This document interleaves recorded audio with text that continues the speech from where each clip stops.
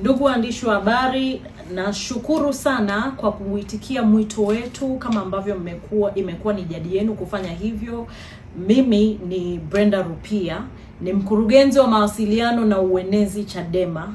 Na leo nataka nizungumze mambo kadha wa kadha ambayo yamekuwa yakiendelea nchini mwetu siku za hivi karibuni, wiki mbili, wiki tatu. Pamoja na mambo hayo, ni jambo ambalo linasikitisha sana ambalo limetokea mkoani Arusha kwa mfanyabiashara wa madini Abdullahi Musa maarufu kama Banjo, mkazi wa Sanuari jijini Arusha, ambaye baada ya kupotea katika mazingira yasiyoeleweka ya kutatanisha, mwili wake umepatikana katika eneo la Bereko Kondoa mkoani Dodoma, ukiwa umefanyiwa ukatili mkubwa mno.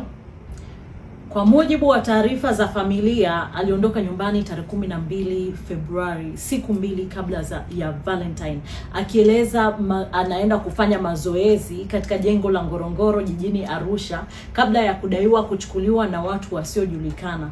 Baada za juhudi za kumtafuta bila mafanikio, imekuja kusemekana kwamba alichukuliwa na watu wasiojulikana. Sasa hawa watu wamemfanyia mambo mabaya sana, na katika mambo ambayo yanazungumzwa kuwa amefanyiwa ni pamoja na kutolewa macho, lakini kupewa majeraha makubwa sana ya mwili, hali inayozua maswali mengi na mazito kuhusu usalama wa maisha ya wananchi wa Tanzania. Ndugu wa Tanzania, sisi kama Chadema hatutaacha kulaani vikali mambo ya kikatili ambayo yanaendelea, na tunatoa matamko haya sio kwa sababu ya tukio hili peke yake, bali ni sababu linaingia katika mlolongo wa matukio mengi ambayo yanafanana, ambayo yameacha maumivu makubwa kwa familia nyingi za Watanzania bila majibu ya kuridhisha hadi leo.